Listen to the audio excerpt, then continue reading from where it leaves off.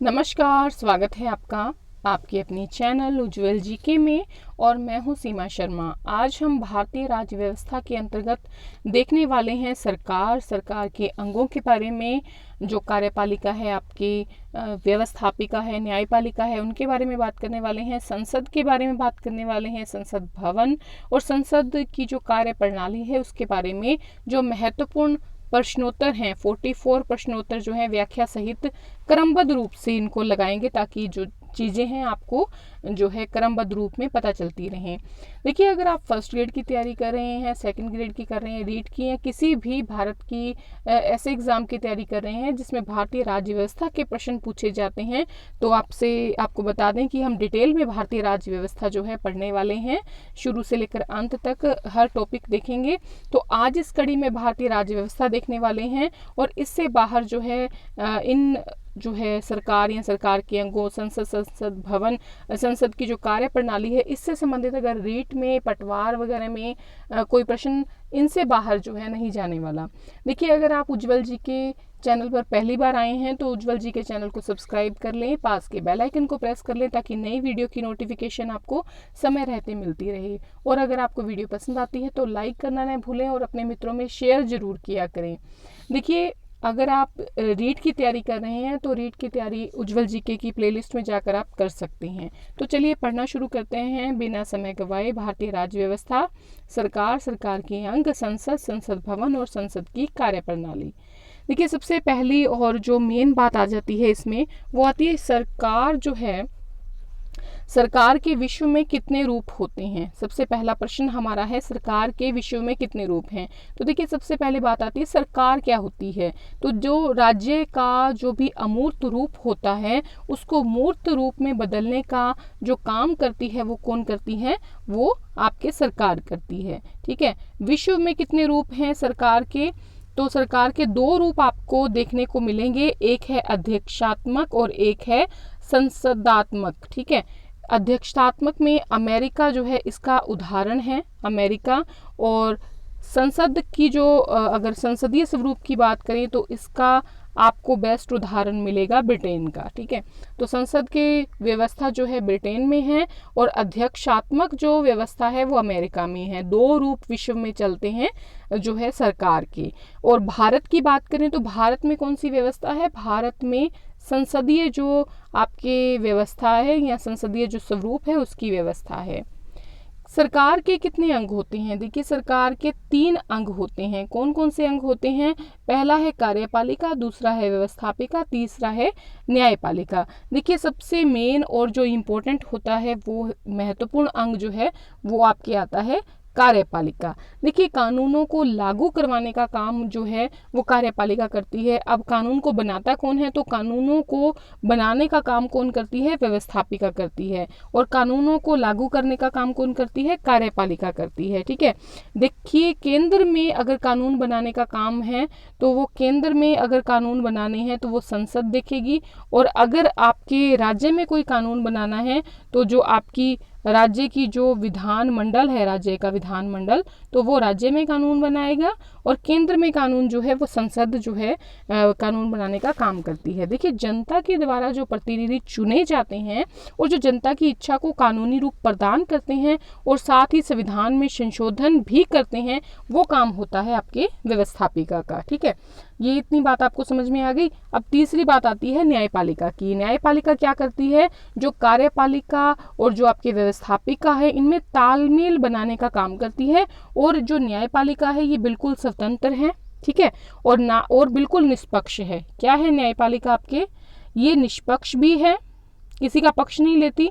चाहे वो राष्ट्रपति आ जाए इसके सामने, संसद का कोई भी मंत्री आ जाए, या राष्ट्रपति है, मुख्यमंत्री है, या प्रधानमंत्री है, या कोई आम नागरिक है, उन सब के प्रति ये कैसी रहेगी, ये स्वतंत्र रहेगी और ये निष्पक्ष रहेगी न्यायपालिका। ठीक है, और इनको जो तनख्वाह दी जाती है वो भी जो है अलग निधि से दी जाती है। मतलब सरकार की जो संसद है वो इनको ना तो तनख्वाह देती है और ना ही इन पर किसी प्रकार का जो है बंधन जो है वो लगा सकती है।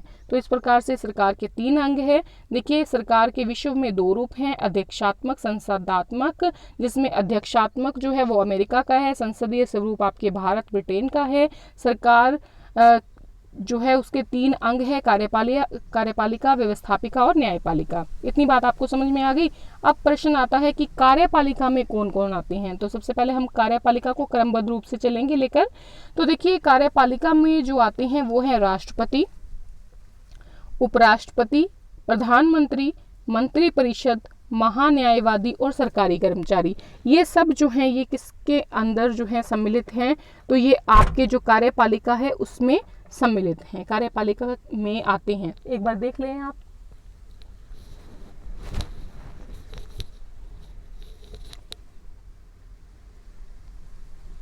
अगला प्रश्न आता है हमारा, कार्यपालिका कितने प्रकार की होती है? तो देखिए, 2 प्रकार की कार्यपालिका होती है।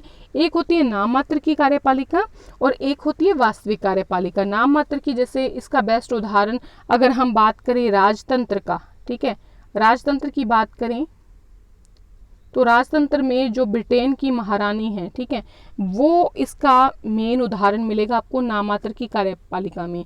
और अगर हम गणतंत्र की बात करते हैं, लोकतंत्र की बात करते हैं, तो इसमें आ जाएगा आपके जो भारत का राष्ट्रपति है वो, ठीक है।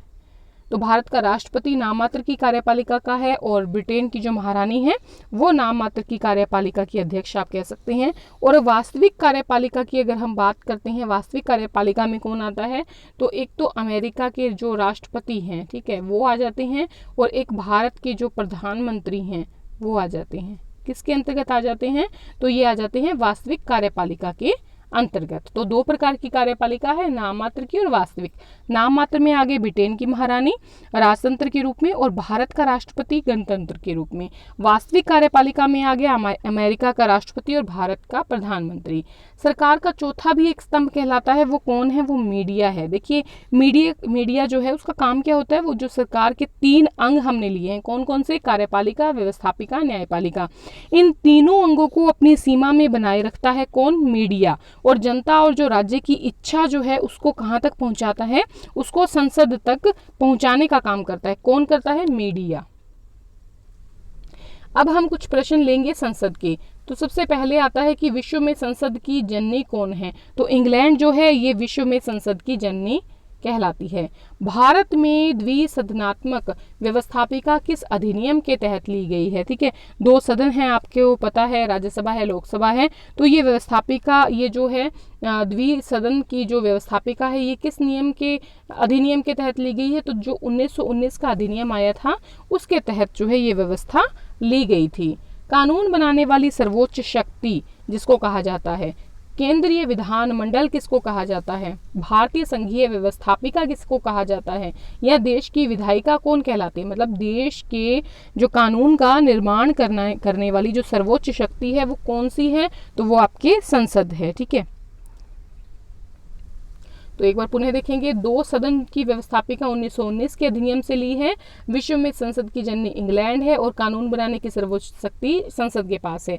संसद के गठन का उल्लेख हमें कहाँ मिलता है? 79 जो आपके अनुच्छेद हैं वहां पर संसद के गठन की, यानी कि भारतीय संविधान के संसद के गठन की जानकारी जो है हमें 79 अनुच्छेद से प्राप्त होती है। भारतीय संसद का तात्पर्य क्या है? तो भारतीय संसद बहुत महत्वपूर्ण है। लोकसभा है, राज्यसभा है, राष्ट्रपति है, ये तीनों भारतीय संसद के अंतर्गत आते हैं। अगर हम इनमें से कोई एक भी हटा दें तो वो भारतीय संसद आपकी नहीं कहलाएगी। चाहे आप राष्ट्रपति हटा दें, चाहे लोकसभा को हटा दें, तो ये तीनों जब एक साथ होंगे तभी भारतीय संसद कहलाएगी या संसद कहलाएगी। अगला प्रश्न आता है हमारा, राष्ट्रपति को संसद का अंग किसकी सिफारिश पर जोड़ा गया था? तो राष्ट्रपति को संसद का जो अंग माना था वो एन गोपाल स्वामी की सिफारिश पर माना था। एन गोपाल स्वामी की सिफारिश पर राष्ट्रपति को संसद का अंग माना था। भारतीय संसद का मतलब होता है लोकसभा, राज्यसभा और राष्ट्रपति। भारतीय संसद के 2 प्रमुख सदन कौन से हैं? तो राज्यसभा है और लोकसभा है, जिसमें आपके जो राज्यसभा है वो क्या करती है? वो राज्यों की परिषद है। क्या है? राज्यों की परिषद। ठीक है, और अगर हम लोकसभा की बात करें तो ये क्या है, ये लोगों का सदन है। क्या है, लोगों का सदन। तो लोगों का सदन है लोकसभा और राज्यों की परिषद क्या कहलाती है, आपकी राज्यसभा। राष्ट्रपति को संसद का अंग किसकी सिफारिश पर जोड़ा गया, एन गोपाल स्वामी की सिफारिश पर। भारतीय सदन के दो प्रमुख सदन कौन से हैं, राज्यसभा और लोकसभा। संसद भवन की परिकल्पना किसने की थी, तो संसद भवन की जो परिकल्पना की थी सबसे पहले वो थे आपके सर एडवर्ड लुटियंस और हर्बर्ट बेकर। कौन थे, सर एडवर्ड लुटियंस और हर्बर्ट बेकर, इन्होंने संसद भवन की सबसे पहले परिकल्पना की थी। संसद के सचिवालय का मुखिया व पदेन अध्यक्ष क्रमशः कौन होते हैं। देखिए जो संसद है उसके लिए सचिवालय जो है उसकी बात की गई है कि संसद के लिए एक सचिवालय होता है। अब उसका मुखिया कौन होता है, तो सचिवालय का मुखिया होता है कैबिनेट का जो सचिव होगा वो सचिवालय का मुखिया होगा। और पदेन अध्यक्ष कौन होगा सचिवालय का, वो होगा लोकसभा अध्यक्ष। ठीक है, कौन होगा, लोकसभा अध्यक्ष। संसद भवन की परिकल्पना sir Edward Lutyens Herbert baker के द्वारा की गई थी और सचिवालय का मुखिया कैबिनेट सचिव होता है और जो पदेन अध्यक्ष होता है सचिवालय का वो होता है लोकसभा अध्यक्ष। संसद भवन का शिलान्यास किसने किया था, तो ड्यूक ऑफ कनाट ने किया था। देखिए दिल्ली में जो रायसीना पहाड़ी है वहां पर इसका शिलान्यास किया गया था और कब किया गया था, ये 12 फरवरी और 1921 में किया गया था। ठीक है, कुछ बातें हम संसद भवन की लेके चलेंगे। देखिए 1927 ईस्वी में 83 लाख रुपए की लागत से 6 साल में 4 महीने में और 9 दिनों के अंदर जो है ये संसद भवन जो है तैयार हुआ था। कब तैयार हुआ था, ये तैयार हुआ था आपके 6 साल 4 महीने और 9 दिनों के समय का जो समय है वो लग गया था। स्टार्टिंग इसकी हुई थी 12 फरवरी 1921 की। तैयार कब हुआ था, 1927 को हुआ था। और शिलान्यास किसने किया था, ड्यूक ऑफ कनाट ने किया था। और कहाँ पर किया था, तो दिल्ली का जो आपके रायसीना पहाड़ी है वहां पर किया था। संसद भवन का उद्घाटन किसने किया था, तो देखिए शिलान्यास तो किया था आपके ड्यूक ऑफ कनाट ने। कब किया था, 1921 में 12 फरवरी के दिन। और 1927 18 जनवरी को लॉर्ड इरविन जो थे, लॉर्ड इरविन कौन थे, तो लॉर्ड इरविन आपके तत्कालीन उस टाइम के क्या थे, 1927 में वायसराय थे। ठीक है, इन्होंने उद्घाटन किया था संसद भवन का। कब किया था, 18 जनवरी 1927 को। और शिलान्यास कब किया गया था, 12 फरवरी 1921 को ड्यूक ऑफ कनाट के द्वारा। अगला प्रश्न, संसद का आकार कैसा है, तो यू आकार के या यू अक्षर के समान है। संसद पर आतंकी हमला कब हुआ है, तो देखिए 13 दिसंबर सन 2001 को अफजल गुरु जो था, अफजल जो गुरु था ये मेन आरोपी था और इसको 9 फरवरी और आपके 2013 में क्या दी गई थी, फांसी दी गई है। देखिए 2001 में तो हमला हुआ है और देखिए फांसी कितनी जल्दी दी गई है 2013 में। ठीक है, तो यही थोड़ी विडंबना है हमारे कानून की। तो अफजल जो थे, अफजल गुरु, इन्होंने क्या किया था, संसद पर आतंकी हमला किया था, मुख्य आरोपी थे। 9 फरवरी 2013 को इनको फांसी दी गई थी और हमला हुआ था 13 दिसंबर सन 2001 को।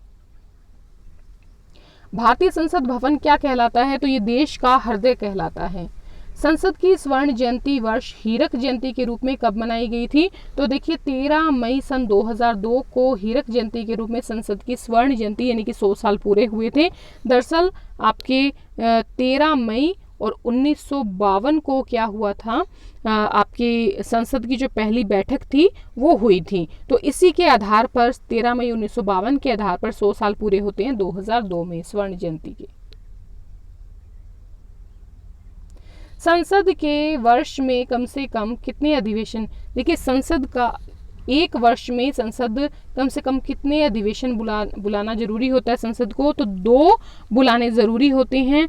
पहला तो अधिवेशन जो होता है, पहले अधिवेशन की अंतिम तिथि और जो दूसरा अधिवेशन है उसकी जो पहली तिथि होती है, उन दोनों के बीच में 6 महीने का अंतर होना जरूरी होता है। मतलब पहला अधिवेशन की जो लास्ट डेट होगी और जो दूसरे अधिवेशन की जो पहली डेट होगी, उन दोनों के बीच में 6 महीने का जो अंतर है वो होना जरूरी है। संसद के सत्रों को आहूत करने मतलब बुलाने का और सत्रावसान यानी कि समाप्त करने का अधिकार किसको है? तो वो है राष्ट्रपति को। कम से कम 2 अधिवेशन बुलाने जरूरी हैं और राष्ट्रपति जो है आहूत करता है, सत्रावसान करता है, ठीक है, संसद का। प्रतिवर्ष संसद के कितने अधिवेशन बुलाए जाते हैं? 3 बुलाए जाते हैं। देखिए, एक तो है बजट आपके सत्र जो कि फरवरी से आपके फैब से लेकर आपके मई तक होता है, ठीक है। फिर 1 महीना छोड़ के मानसून सत्र होता है, जुलाई से लेकर आपके सितंबर तक। और फिर सत्र शीतकालीन होता है वो फिर 1 महीना छोड़कर नवंबर से लेकर होता है आपके दिसंबर तक। तो याद रखिएगा, बजट सत्र होता है फरवरी से लेकर मई तक, मानसून सत्र होता है जुलाई से सितंबर और शीतकालीन होता है नवंबर से दिसंबर तक।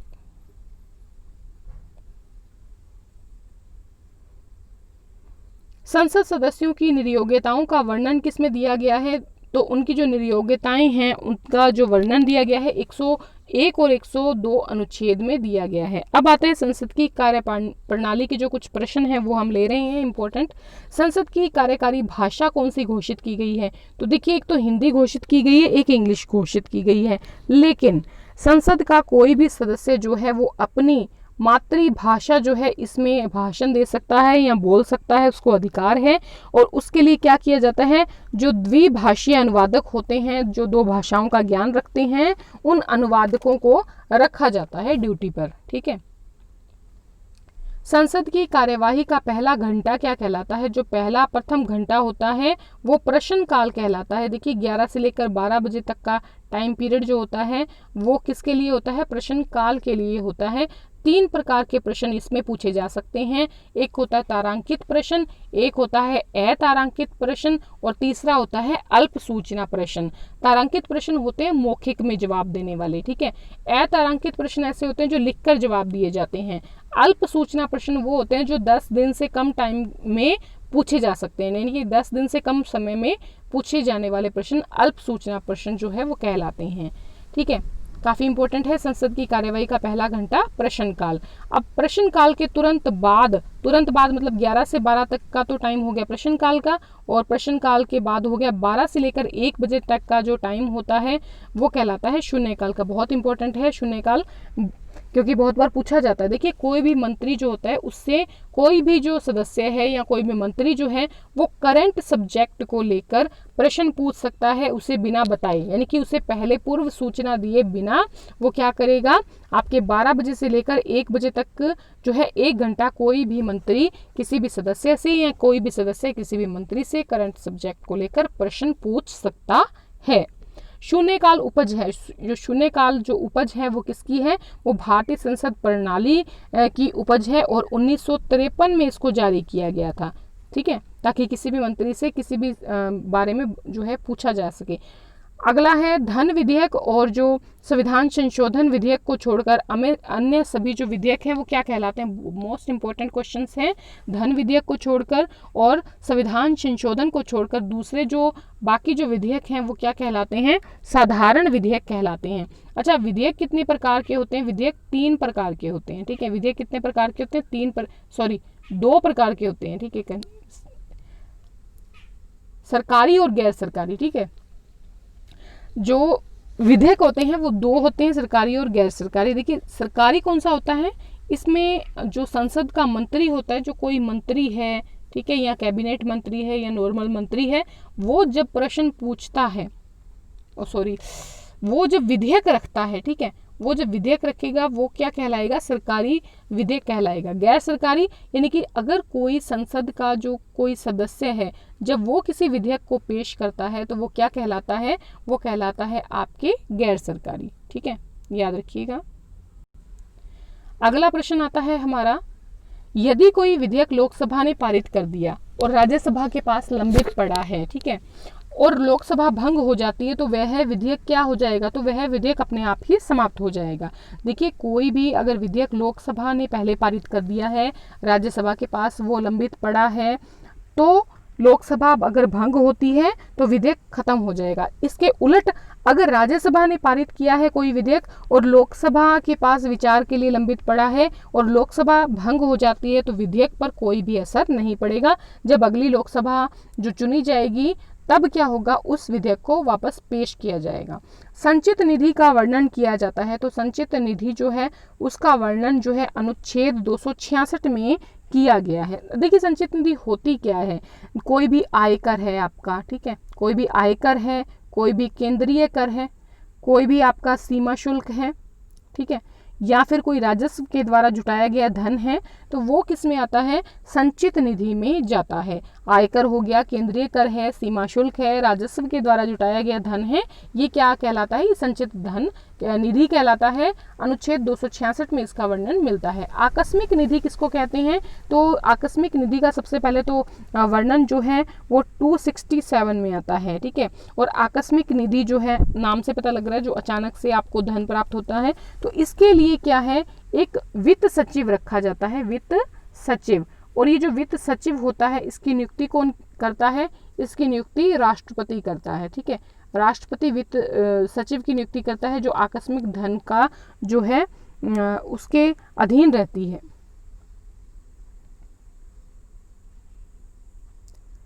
संसद के किसी भी सदस्य की निर्योग्यताओं का निर्णय राष्ट्रपति किसकी राय पर करता है, संसद का कोई भी सदस्य है उसकी अगर निर्योग्यता का निर्णय लेना है तो निर्वाचन आयोग की सलाह ली जाती है राष्ट्रपति के द्वारा।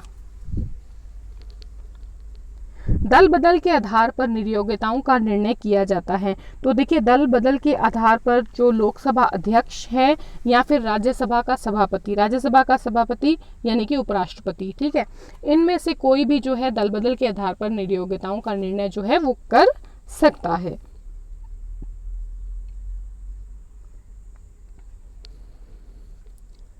संसद संविधान में कितने प्रकार के संशोधन कर सकती है, 3 प्रकार के संशोधन कर सकती है। देखिए एक तो साधारण बहुमत के द्वारा कर सकती है, एक विशेष बहुमत के द्वारा कर सकती है, एक विशेष बहुमत और आधे राज्यों के विधान मंडलों की स्वीकृति के द्वारा कर सकती है। तो संसद कितने प्रकार के संशोधन कर सकती है, 3 प्रकार के, साधारण बहुमत के द्वारा, विशेष बहुमत के द्वारा और विशेष बहुमत और आधे राज्यों के विधान मंडलों की स्वीकृति के द्वारा। संसद संविधान के किस हिस्से में परिवर्तन नहीं कर सकती, तो पहले भी हमने देखिए हम पढ़ चुके हैं प्रस्तावना, ठीक है, मूल अधिकार, मूल कर्तव्य, नीति निर्देशक तत्व, ये सब चीज़ें हम पढ़ चुके हैं पहले।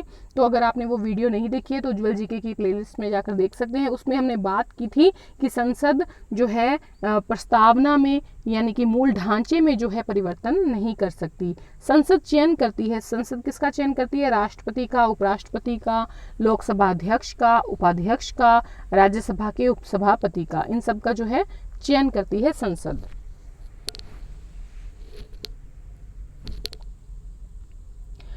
राष्ट्रपति उपराष्ट्रपति के निर्वाचन संबंधी नियम बनाए जाते हैं, किसके द्वारा बनाए जाते हैं, तो संसद के द्वारा इनके जो निर्वाचन संबंधी नियम हैं वो बनाए जाते हैं। संसद की मुख्य शक्तियां कौन सी हैं, संसद की जो मुख्य शक्तियां हैं वो हैं महाअभियोग संबंधी, ठीक है, महाभियोग लगाकर उनको जो है पद से हटाया जा सकता है, कानून निर्माण संबंधी है, निर्वाचन संबंधी है, संविधान संशोधन संबंधी है, कार्यपालिका पर नियंत्रण रखती है और वित्त संबंधी, ये 6 शक्तियां जो है मुख्य शक्तियां हैं संसद की।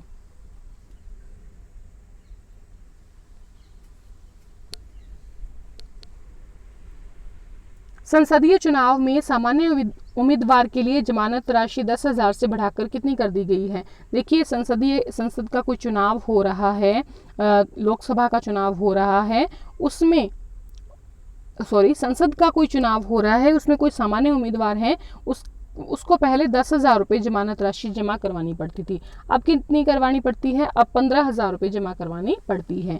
विधानसभा चुनाव में जमानत राशि 5,000 से बढ़ाकर कितनी कर दी गई है, तो 5,000 से बढ़ाकर विधानसभा चुनाव में जमानत राशि जो है वो 10,000 कर दी गई है।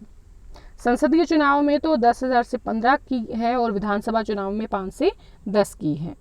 16वां जो लोकसभा चुनाव हुआ है, 16वें लोकसभा चुनाव में लोकसभा के उम्मीदवार के लिए चुनाव पर खर्च राशि को बढ़ाकर कितना कर दिया है, यानी कि कोई लोकसभा का चुनाव लड़ता है उम्मीदवार तो वो कितनी राशि खर्च कर सकता है चुनाव पर, तो वो पहले तो थी 40 लाख, ठीक है, 40 लाख रुपए, और अब कितनी कर दी है 70 लाख रुपए। और देखिए जब 2011 के अंदर क्या था कि 20 लाख थी और 20 लाख से बढ़ाकर 40 लाख कर दी गई थी। 2011 में 20 लाख से 40 की थी और अब 16वें लोकसभा चुनाव में 40 से बढ़ाकर 70 लाख की गई है। तो इस प्रकार से 44 क्वेश्चन जो है हमने लगा लिए हैं, अति महत्वपूर्ण प्रश्न उत्तर हैं। इससे बाहर रीट में, पटवार में, राजस्थान पुलिस में जो है नहीं आने वाले। अगले टॉपिक के लिए इंतजार करिएगा। धन्यवाद।